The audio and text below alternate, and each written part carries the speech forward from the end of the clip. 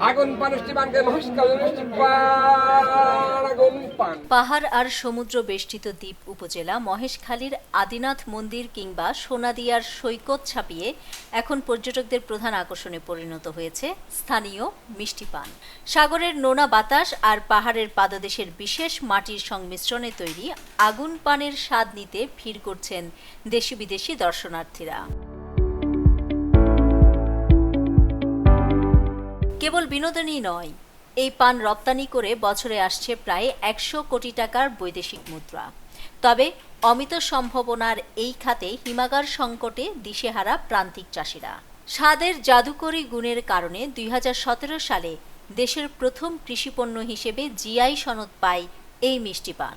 বর্তমানে মধ্যপ্রাচ্যের সৌদি আরব, দুবাই, কাতার থেকে শুরু করে লন্ডন ও ইতালির বাজারেও এর চাহিদা তুঙ্গে।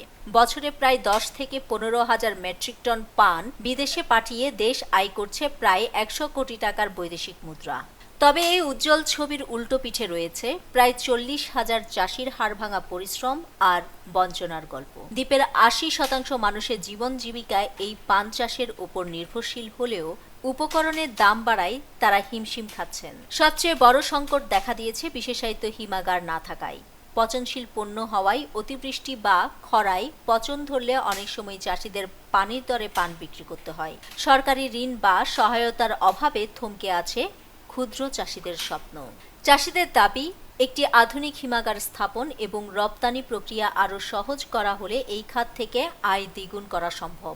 জিআই স্বীকৃতির গৌরবকে বৈশ্বিক ব্র্যান্ডিংয়ে কাজে লাগাতে এখন প্রয়োজন দ্রুত সরকারি পৃষ্ঠপোষকতা।